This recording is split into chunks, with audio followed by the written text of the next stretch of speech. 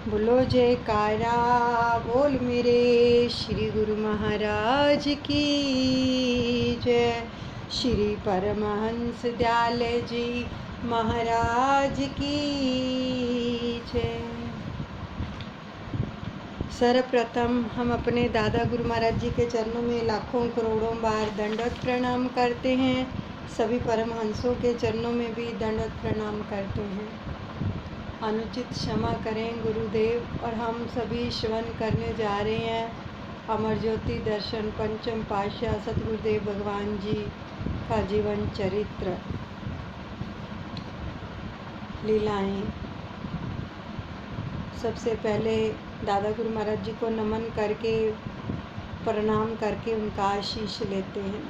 हमारे पंथ के संस्थापक हैं मेरे दादा गुरु महाराज। तुमको लाखों प्रणाम, कोटि कोटि प्रणाम। मेरी बिगड़ी बनाने वाले तुमको लाखों प्रणाम, कोटि कोटि प्रणाम। अद्वैत का पाठ पढ़ाने वाले तुमको लाखों प्रणाम, कोटि कोटि प्रणाम। मेरे हापू बाबा जी तुमको लाखों प्रणाम, कोटि कोटि प्रणाम। सहित देही उड़ जाने वाले तुमको लाखों प्रणाम, कोटि कोटि प्रणाम, कोटि कोटि प्रणाम। सामने दर्शन करेंगे अपने सतगुरुदेव भगवान जी के। दर्शनों का रसपान करते हुए आँखों से और कानों से प्यारी जीवनी का रसपान करेंगे और हर श्वास श्वास के साथ शब्द का जाप करेंगे। गुरु शब्द का जाप चलता रहे। और आज जो प्रसंग आ रहा है वो है पथरी ताल गोंडा। संत तुलसी साहिब जी की वाणी है। पार्वतीया भूमिका क्या कहूँ वर्णन भाग, रामा क्या कहूँ वर्णन भाग। 10,000 के बाद यह संत रहे यही जाग। सुन हृदय कहूँ संत की महिमा अगम अपार, रामा महिमा अगम अपार। कर प्रणाम वही भूमि को शंकर बारंबार। बोल मेरे गुरु महाराज की जय, मेरे दादा गुरुदेव की जय। भगवान शिवजी और पार्वती जी किसी वीरान स्थान के ऊपर से गुजर रहे थे। बड़े ही प्रेम से श्रवण कीजिए। और वहाँ पर पार्वती जी ने नीचे की ओर देखकर कहा कि इस भूमि के सौभाग्य तो देखो। 10,000 वर्षों के पश्चात त्याग तपस्या की मूर्त संत महापुरुष यहाँ पर विराजमान होंगे। वहीं पर संतों के परम शिष्य हृदय ने जैसे ही सतपुरुषों की अगम अपार महिमा का वर्णन किया तो शिवजी ने उस भूमि पर बारंबार नमस्कार किया। अभिप्राय ये है कि त्रिकालदर्शी संत महापुरुषों ने जिस भूमि पर पदार्पण कर यानी चरण डालकर उसे अपनी कर्म स्थल एवं ज्ञान स्थल का स्तंभ बनाना हो, उस भूमि के सौभाग्य को जगाना हो तो कष्ट कठिनाइयों को सहन करते हुए उस धरा को श्रेय देते हैं। उत्तर प्रदेश में गोंडा स्थित पथरी ताल स्थान एवं बिहारिच रोड पर बने एक छोटे से स्थान पर श्री परमहंस दयाल जी भ्रमण काल में आए। कटीली झाड़ियों से युक्त सुनसान स्थान पर कृपा दृष्टि डाली। श्री द्वितीय पातशाही महाराज जी ने श्री आज्ञा के अनुसार इन स्थानों को खरीदकर पथरी ताल में कुछ मास तक तप किया। पहले तो दादा गुरु महाराज जी ने इन पर कृपा दृष्टि डाली, ये जो पथरी ताल की भूमि है इसके ऊपर, और उसके बाद वहाँ पर चरण भी छुआए। और उसके बाद हमारे द्वितीय पातशाह श्री सतगुरुदेव भगवान जी ने दादा गुरु महाराज जी की आज्ञा के अनुसार इन दोनों स्थानों को खरीदकर पथरी ताल में कुछ मास रहकर वहाँ पे तप किया, तपस्या की, भजन अभ्यास किया, शब्द की कमाई की। तो पुनः यहाँ पर सफाई करवाकर महात्मा हर रामानंद जी को इन दोनों स्थानों का प्रबंधक बनाया तथा 8-10 अन्य महात्मा एवं भगत जो थे वो श्री आज्ञा को शिरोधार्य कर उनके साथ यहाँ योगाभ्यास करने लगे। वो भी साथ में योगाभ्यास, शब्द की कमाई करने लगे। तो पुनः श्री तृतीय पातशाही महाराज साधु वेश में थे और चतुर्थ पातशाही जी महाराज वो भी साधु वेश में थे, उन्होंने भी यहाँ पर कृपा की। तो श्री पंचम पातशाह जी वो भी साधु वेश में। तो 1-2 बार गोंडा गए पंचम पातशाह और कार्य पूर्ण कर शीघ्र ही वापस लौट आए। अब भूमि की त्याग तपस्या अभी अधूरी थी कि वहाँ पर रहते हुए शरणागत महात्मा जन एवं भगत अपनी समय अवधि को पूर्ण कर श्री गुरु चरणों में समा गए।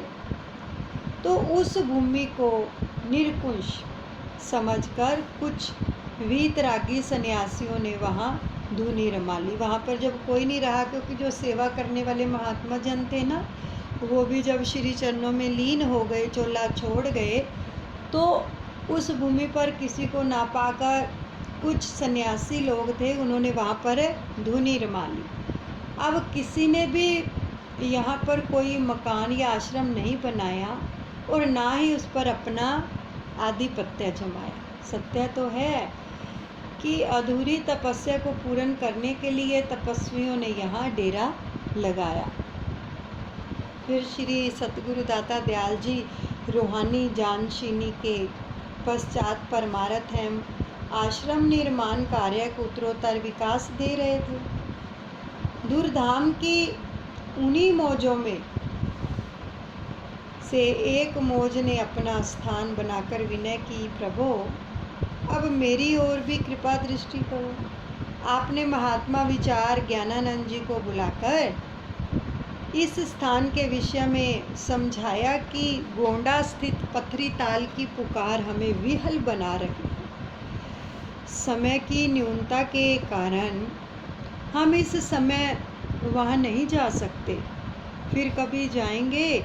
इस स्थान से वीतरागी सन्यासियों को कहीं अन्यत्र जाने की विनय करो, प्रार्थना करो, क्योंकि जो सन्यासी वहाँ पर आकर तपस्या करने लगे थे अपनी धूनी रमाकर, तो सतगुरुदेव भगवान ने फरमाया कि अभी हम नहीं जा सकते वहाँ पर, समय आने पर जाएंगे, लेकिन उससे पहले आप उन सन्यासियों से प्रार्थना करो कि वो कहीं और चले जाएं।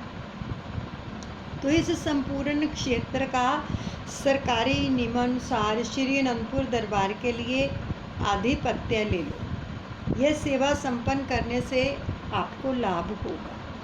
तो कालांतर में गोंडा में बने सत्संग भवन निर्मल धाम के प्रबंध का समस्त कार्यभार भी महात्मा जी को सौंप दिया। अब श्री परमहंस दयाल जी की मौजों का साकार रूप श्री अनंतपुर दरबार में पनप रहा है। दादा गुरु महाराज जी ने जो कृपा दृष्टि जिस स्थान पर की, तो वो साकार रूप श्री अनंतपुर दरबार में पनप रहा है। श्री परमहंस अवतार श्री तृतीय पातशाही महाराज जी ने श्री मुख से फरमाया था कि श्री अनंतपुर में अधिकतर साधु वेश में ही गुरुमुख प्रेमी दिखाई देंगे, कि ऐसा समय आएगा कि ज़्यादा से ज़्यादा साधु वेश में ही प्रेमी दिखाई देंगे। आप उन वचनों के अनुरूप अपनी ही दिव्य मौज से समय अनुसार संस्कारी अधिकारी एवं पुण्य आत्माओं को साधु वेश प्रदान करते। हर बार श्री मुख से वचन फरमाते हुए कुछ न कुछ नई लीला रचाते। तो एक बार आपने कुछ बुजुर्ग भक्त्यानियों को साधु वेश देकर फरमाया कि जो भक्त्यानियाँ थोड़ी एज्ड हो गई थी उनको भी साधु वेश दे दिया, और साथ में वचन फरमाए कि साधु वेश पहनने का केवल एक ही अर्थ है। क्या अर्थ है? कि अपना सर्वस्व समर्पण। कि जो भी साधु बनता है, जिसने भी साधु का वेश धारण किया है, उसका क्या मतलब है कि अपना आप समर्पण कर दो अपने मुर्शिद को। मन को पूर्णतः समर्पण करना ही समर्पण कहलाता है। श्री वचनों को तत्पर शिरोधार्य करना ही वास्तविक समर्पण है। श्री वचनों पर मनन करते हुए मन कोई ना कोई अपनी चाल चलता है, तो सर्वदा यह ध्यान रखें कि साधु वेश का अर्थ क्या है। तो उस समय मन की ना मानते हुए श्री वचनों को प्रमुखता देना ही परम कर्तव्य है।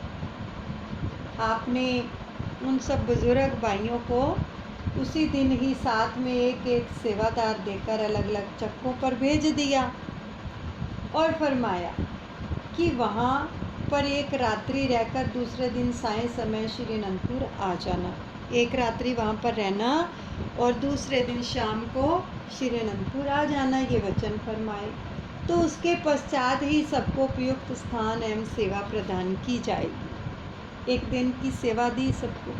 अब उस समय सब प्रेमी जन श्री दर्शन अमृत रसपान कर रहे थे। भजन बोलने वाली सेविकाओं की मंडली तथा अन्य गुरुमुखों को उन्हें स्वागत सहित बस में बिठाने के लिए भेजा। भजन कीर्तन करते हुए जयकारों की ध्वनि से आकाश को गुंजायमान करते हुए सबने झूम झुमाते हुए उन्हें विदा किया। उस समय का नज़ारा अनुपम एवं लौकिक था। महापुरुष महाप्रभु जी की जो प्रसन्नता की किरणें मानो दिव्य नूर नूरानी रूप में बरस रही थी। तो गुरुमुख प्रेमी इस प्रसन्नता को पाकर अपने भाग्यों की सराहना कर रहे थे। ऐसे स्वर्ण अवसर हजारों वर्षों की तपस्या के पश्चात मिलने पर भी दुर्लभ हैं, जो गुरुमुख जन साकार दर्शन करते हुए पा रहे थे।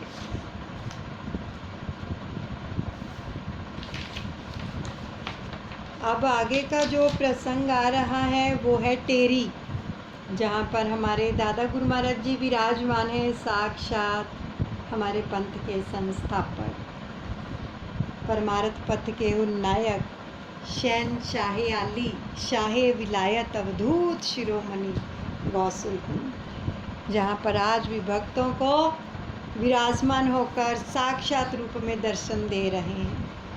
टेरी पाकिस्तान।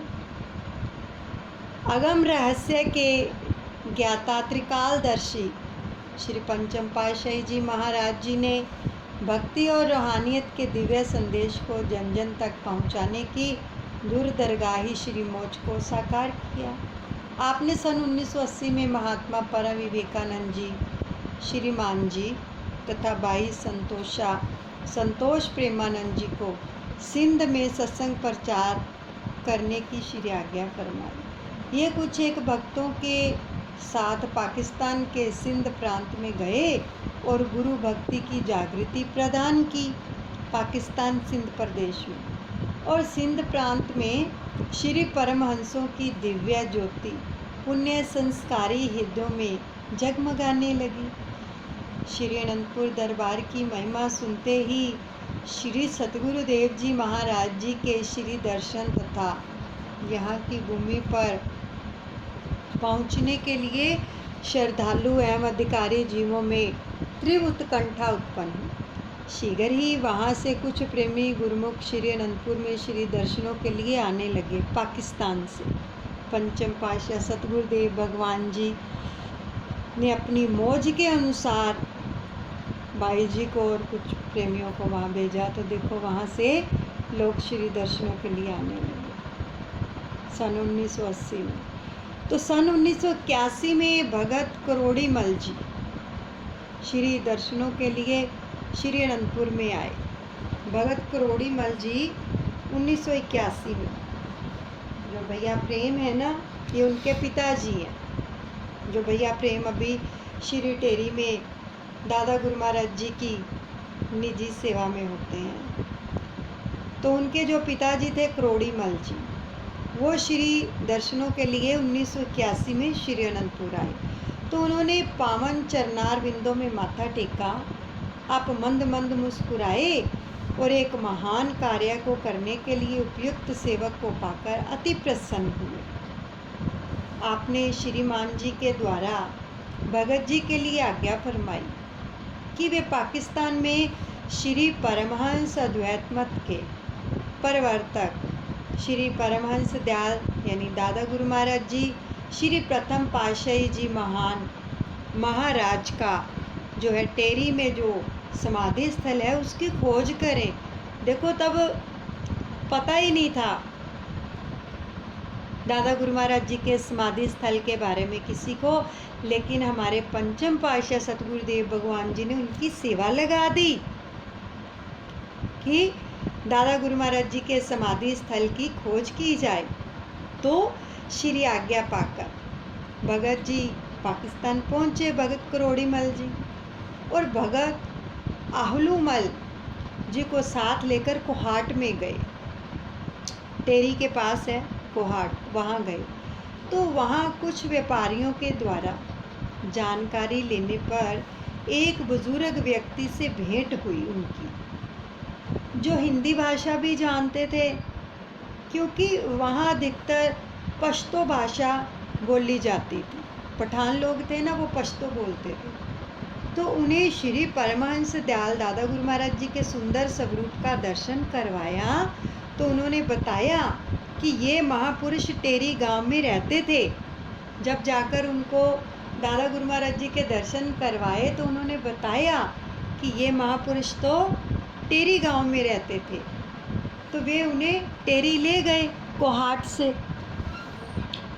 और जब वहाँ के लोगों से पूछा गया तो उन्होंने कहा कि ये तो हमारे अजीज़ यानी प्रिय हैं। तो उन्होंने स्वयं साथ चलकर वह स्थान दिखाया जो कि भगत अमीर चंद जी का मकान था, और यहाँ पर श्री समाधि जी बनी हुई थी, और नित्य प्रति एक सेवक यहाँ दीप जलाता था। मुसलमान थे, वो चिराग जलाते हैं ना, तो वहाँ पर एक सेवक था जो नित्य प्रति समाधि जी पर दीप जलाता था। यह स्थान उस क्षेत्र में रहने वाले लोगों की श्रद्धा का केंद्र बना हुआ था। अब दोनों भक्तों ने श्री परमहंस दयाल दादा गुरु महाराज जी की महासमाधि के दर्शन किए और दंडवत प्रणाम कर पत्र पुष्प समर्पित किए। श्रद्धा सहित माथा टेककर प्रसन्नता प्रकट की कि श्री सतगुरु दाता दयाल जी की श्री आज्ञा से खोज पूर्ण हुई। वहाँ से वापस आकर उन्होंने संपूर्ण वृत्तांत पत्र के द्वारा श्रीमान जी को निवेदित किया। तो श्रीमान जी ने ये सारी वार्ता श्री चरणों में विनय की पंचम पातशाह जी के।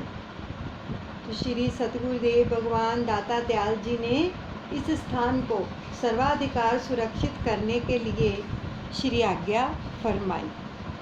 तो इस हेतु भगत लोकूमल जी 3-4 बार टेरी गए और वहाँ का समाचार निवेदित करते रहे। और 1997 में 1997 में भगत करोड़ी मल जी श्री दर्शन हेतु श्री अनंतपुर आए। तो जब वे श्री चरणों में मत्था टेकने के लिए उपस्थित हुए तो आपने अपनी असीम अनुकंपा करते हुए उनके सुपुत्र भगत प्रेम जी के लिए श्री आज्ञा दी। जो भगत करोड़ी मल जी के सुपुत्र भगत प्रेम जी हैं, प्रेम भैया, तो उनको श्री आज्ञा दी।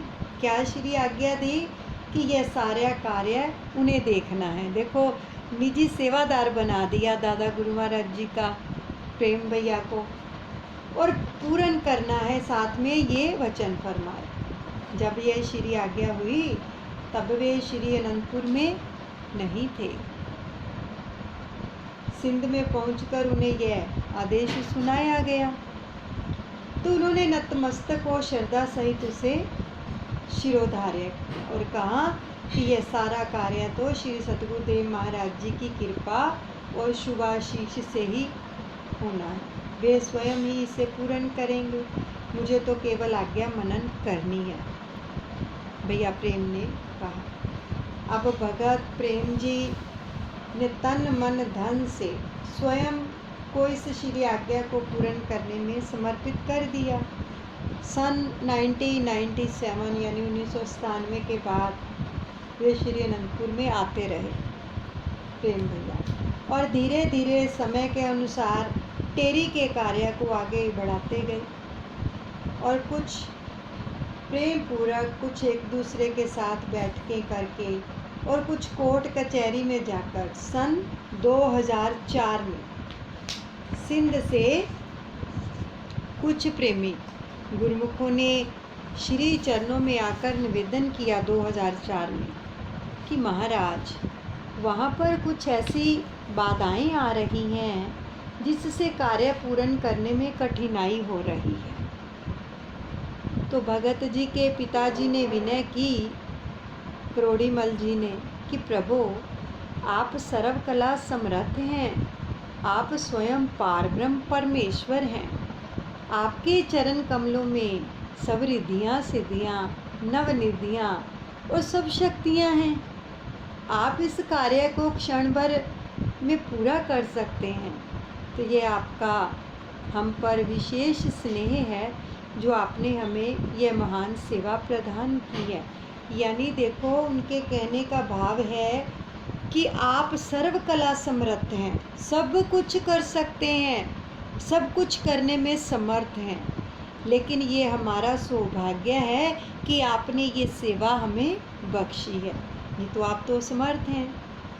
तो श्री प्रभु जी सेवकों की भावनाओं को देखकर बहुत प्रसन्न हुए पंचम पातशाह और वचन फरमाए यह कार्य श्री परमहंस दयाल दादा गुरु महाराज जी की अपनी श्री मौज के अनुसार ही होना है। उनकी जब जब जैसी मौज होगी वैसे वैसे सब विघ्न बाधाएं स्वतः ही दूर होती चली जाएंगी। और यह बात 100% सुनिश्चित है कि यह स्थान श्री दरबार का है और यहाँ पर समय पाकर विशाल भव्य मंदिर भी बनेगा। साथ में पंचम पातशाह सतगुरुदेव जी ने वचन फरमा दिए।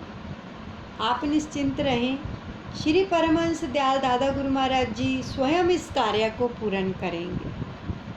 सभी गुरुमुख जन जयकारे लगाकर श्री प्रभु जी के गुणानुवाद गाते हुए सिंध की ओर वापस लौट गए। तो धीरे धीरे भगत प्रेम जी के अथक प्रयास से यह जो था सारा काम सुप्रीम कोर्ट की देखरेख में होने लगा।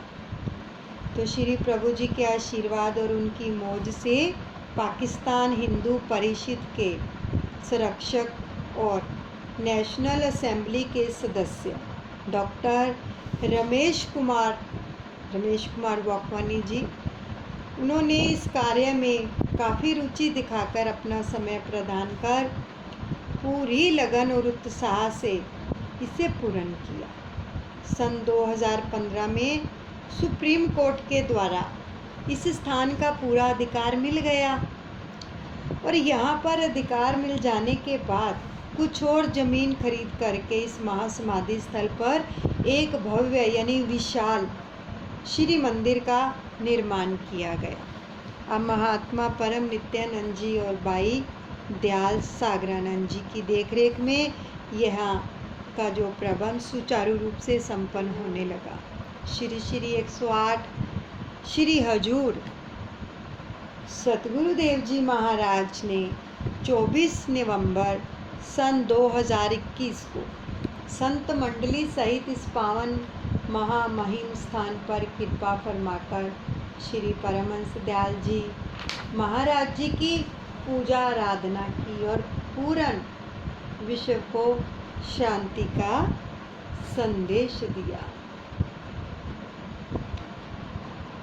और युग प्रस्थिति, हार्दिक सौहार्द। युग प्रस्थिति एवं काल चक्कर में नियमानुसार परिवर्तन होते रहते हैं। कई बार कई घटनाक्रम ऐसी विवक्षिका साथ लाते हैं कि भयंकर भयावह स्थिति उत्पन्न हो जाती है। महापुरुष उस परिस्थिति का सामना सरल एवं सुगम ढंग से करते हैं कि युक्ति बतलाते हैं करने की। ऐसे ही एक घटना घटित हुई जिसका उल्लेख इस प्रकार है। विश्व के सब देशों में प्रायः प्रत्येक वर्ष में 2-4 ग्रहण लगते ही रहते हैं और भारतवर्ष में यह राहु केतु ग्रह का उपद्रव समझा जाता है। जब जब भी ये ग्रहण लगते हैं तो ज्योतिष शास्त्र की गणना के अनुसार कभी कम तो कभी अधिक हानि होने की आशंका बनी रहती है। इसी प्रकार सन 1991 यानी 1991 में सूर्य ग्रहण को अत्यधिक भारी बतलाया गया और ज्योतिषियों ने यहाँ तक आशंका जतलाई कि देश विदेशों में अत्यधिक उथल पुथल होगी। जो व्यक्ति भी पूर्ण ग्रहण के समय सूर्य की ओर देखेगा उसकी आंखों की रोशनी बिल्कुल समाप्त हो जाएगी। ये ज्योतिषियों ने भविष्यवाणी की। हो सकता है कि यह मस्तिष्क पर भी कोई दुष्प्रभाव डाल दे।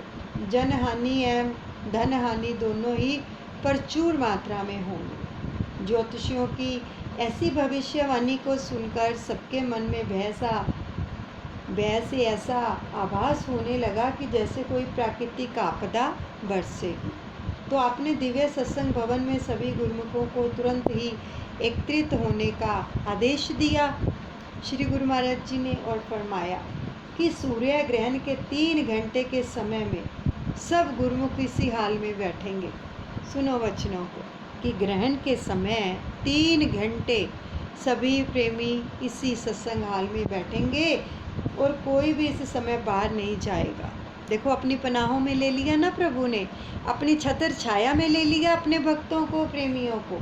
यहाँ बैठकर सभी भजन कीर्तन करें और पुनः 1 घंटा भजन अभ्यास करें और आप स्वयं भी यहाँ पूरा समय विराजमान रहे। यानी 3 घंटे श्री सतगुरुदेव भगवान जी भी वहीं पर विराजमान रहे प्रेमियों के सन्मुख। तो श्री दर्शन ध्यान करते हुए किसी को भी समय का पता ही नहीं चला। जब मालिक साथ हो तो पता चलता है, पूरी ज़िंदगी चाहे निकल जाए तब नहीं पता चलेगा। तो 3 घंटों की क्या बात है। तो श्री दर्शन ध्यान करते हुए किसी को भी समय का पता ही नहीं चला। 3 घंटे का समय पलक झपकते ही व्यतीत हो गया। जैसे ही सब सूर्य की रोशनी में अंदर आए थे, वैसे ही जब बाहर निकले तो देखा कि दिवाकर पहले की भांति ही अपनी आभा जो है बिखरा रहा है। तो आपने केवल शरणागतों की सुरक्षा के लिए यह रचना रची थी, अपनी पनाहों में ले लिया था। जैसे एक माँ अपने बच्चे को अपनी गोद में बिठा लेती है जब आंधी तूफान आता है तो, है ना। ऐसे ही जो सतगुरु हैं, जब कोई भी ऐसी परिस्थिति आती है तो समझो अपने प्रेमियों को अपनी गोद में, अपनी पनाहों में, अपनी छतर छाया में ले लेते हैं।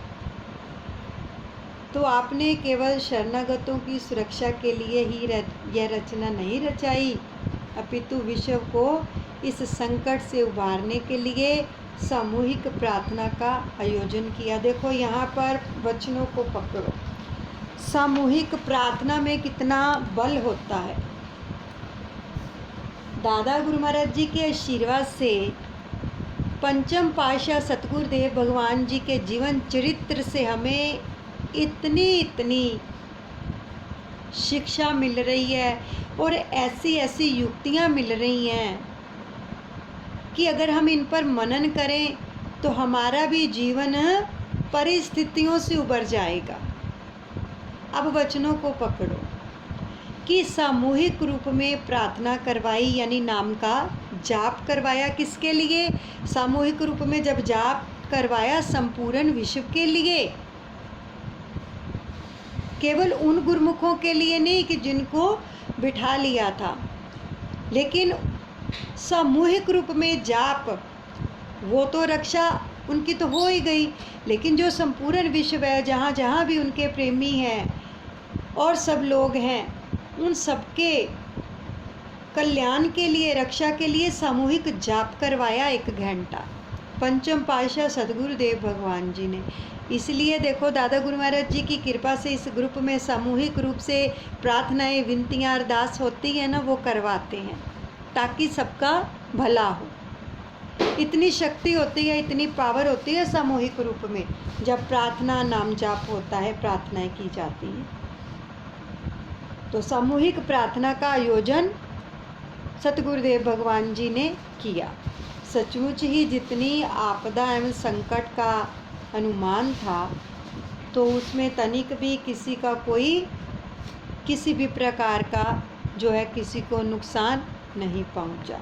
सर्वे भवन्तु सुखिना, सर्वे सन्तु निरामया, सर्वे भद्राणि पश्यन्तु मा कश्चित् दुःख भाग भवेत्। यानी सभी सुखी हों, सभी रोग मुक्त रहें, सभी का जीवन मंगलमय बने और कोई भी दुख का भागी ना बने।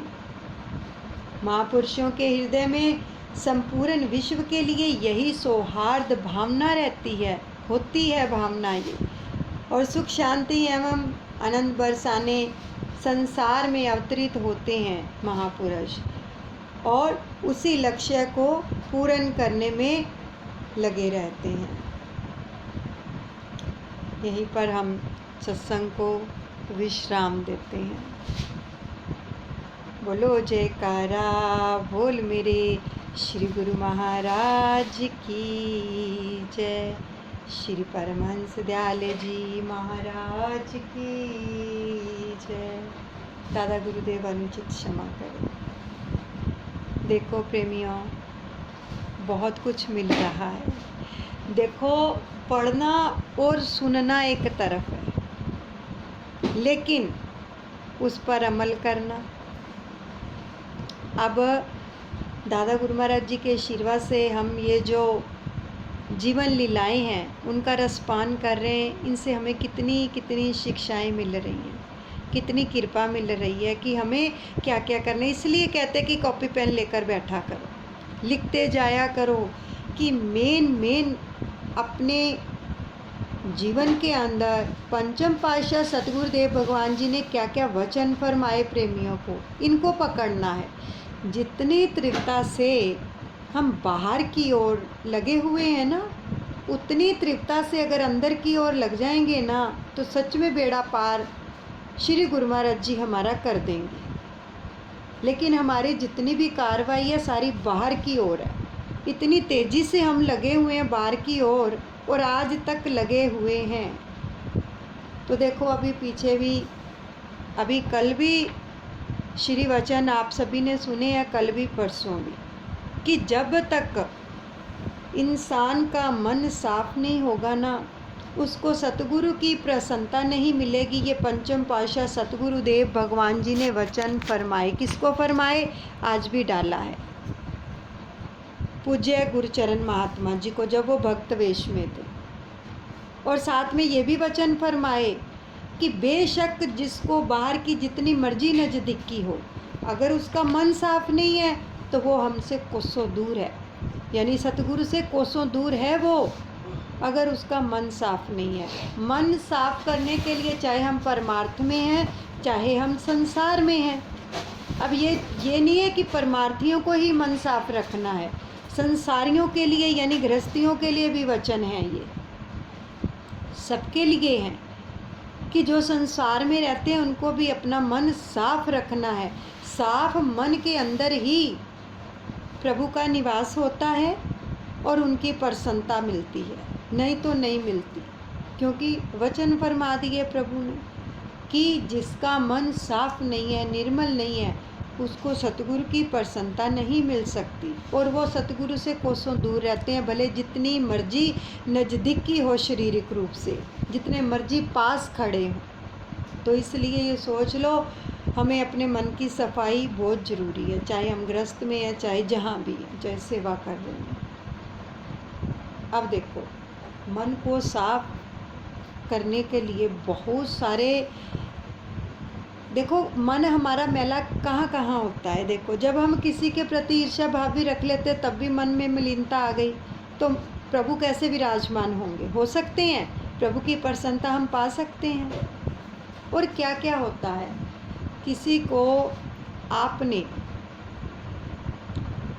किसी ने आपको कोई काम बोला, आपने बोला कि हाँ जी हो जाएगा जी, डेफिनेट हो जाएगा, उसको 100% बोल दिया, और बाद में जब वो फ़ोन करता है हम उसका फ़ोन नहीं उठाते हैं, मैसेज करता है उसको इग्नोर कर देते हैं।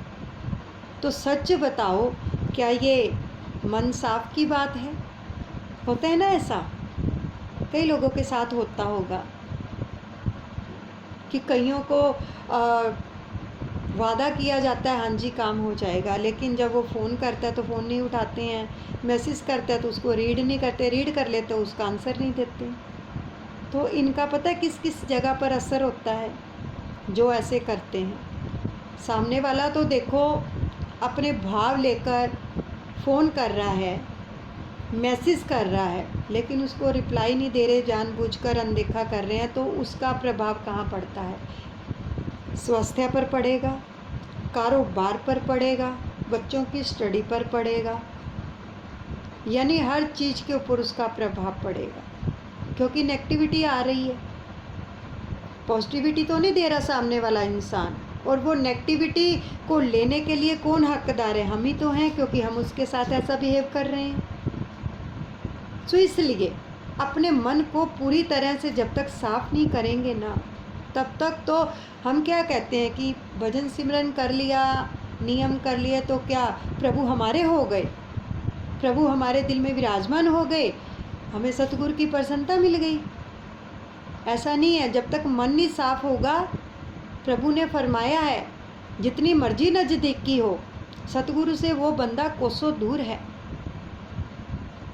तो हमें इन चीज़ों को भी छोड़ना है, अपने मन को साफ रखो। नहीं काम कर सकते, साफ मना कर दो, भाई नहीं सॉरी ये काम नहीं हो सकता। लारे मत लगाओ किसी को, किसी के साथ ऐसा बिहेव मत करो कि सामने वाले को हर्ट हो आपके विचार वाणी व्यवहार से।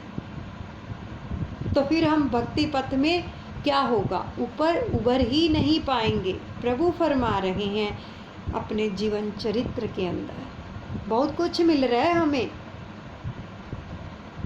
देखो, इसको सुनने का और पढ़ने का फ़ायदा तभी है जब इन वचनों को हृदय में धारण करके उनको अपनाएंगे, उन पर चलेंगे, मनन करेंगे, क्योंकि प्रभु इसीलिए ही उन्होंने प्रैक्टिकल करके दिखाया है सब कुछ। सामूहिक रूप से विनतियाँ करवाई, नाम जाप करवाया श्री चरणों में बैठाकर, कितनी कृपा है। और साथ में फरमाया भी कि मन साफ रखोगे तभी हमें प्राप्त कर पाओगे, साथ में शब्द का जाप करोगे।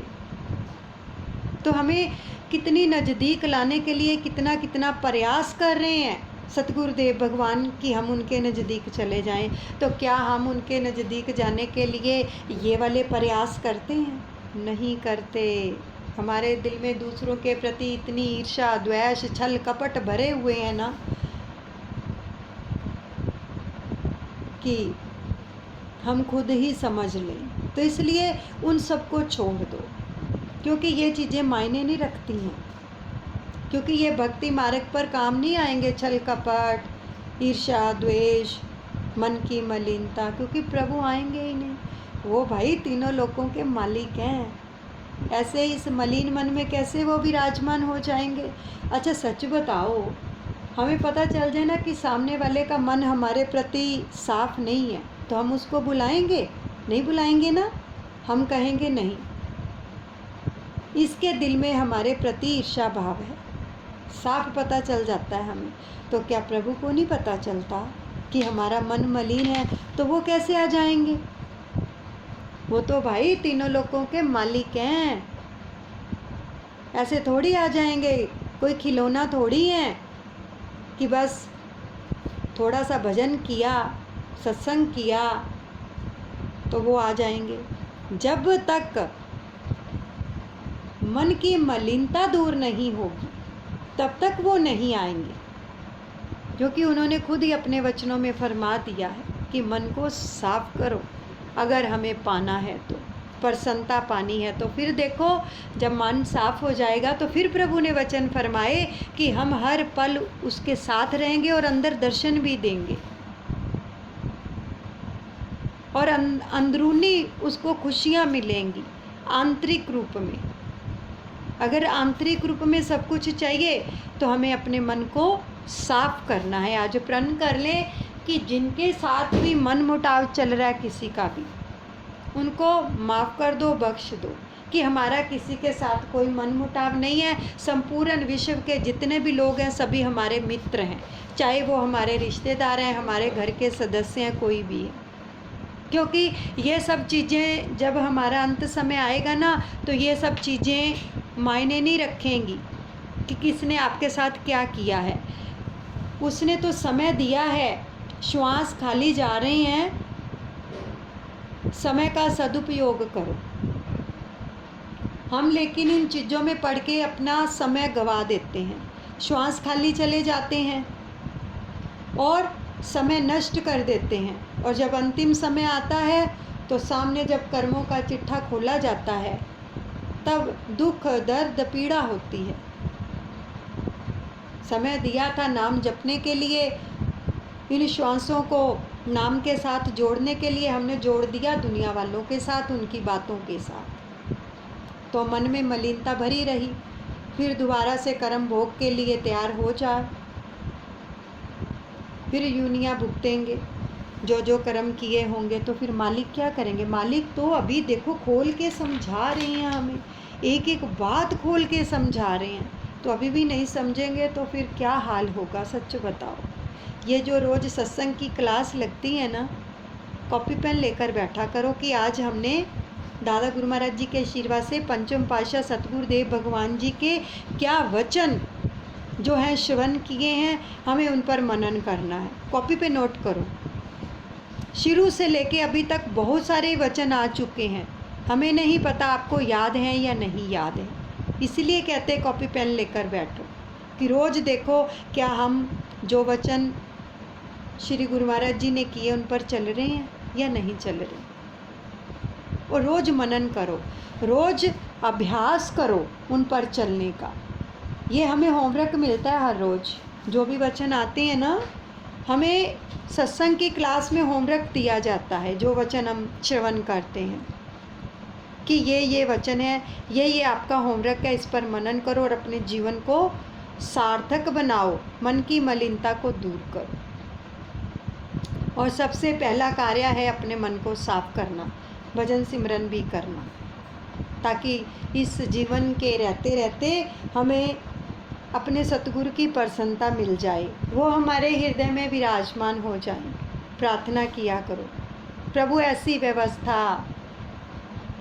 अवस्था बना दीजिए कि हमसे भूल ना हो, हम गलत कर्म ना करें। ये प्रार्थनाएं तो हम करते ही नहीं हैं, हम तो मांगते हैं हमें ये चाहिए वो चाहिए, लेकिन ये भी प्रार्थनाएं साथ में होनी चाहिए। ठीक है, मन साफ होगा इसी जन्म के अंदर, फिर हमें सतगुरु का दीदार होगा, सतगुरु मिल जाएंगे, फिर बाकी पाने के लिए कुछ शेष नहीं रह जाएगा जब वो मिल जाएंगे। तो जब तुम मिल जाओगे सब कुछ मिल जाएगा, मैं तेरा हो जाऊंगा, तू मेरा हो जाएगा। सच में जब वो मिल जाएगा ना, कुछ भी पाना शेष नहीं रह जाएगा। देखो कितने सुंदर दर्शन है, अब हम बाहर कर रहे हैं ना ये दर्शन, और जब मन साफ हो गया ना तो यही सुंदर दीदार हमें अंदर दर्शन होंगे और ये हमसे बातें करेंगे हमारे गुरुदेव। सच में जब मन साफ हो जाएगा, सभी करना चाहते हैं ना बात अपने सतगुरु से, तो अपने मन को हमें साफ करना है। ठीक है, किसी के साथ कोई ईर्ष्या द्वेष हमें नहीं रखना, ना अपने घर में ना बाहर। किसी भी जगह, ना परमार्थ में ना संसार में। ठीक है, सब कुछ दादा गुरु महाराज जी के अर्पण कर दो और नाम जपो और अपने मन की हमें सफाई करनी है। बोलिए सतगुरुदेव भगवान की जय। श्री परमहंस दयाल जी महाराज की जय।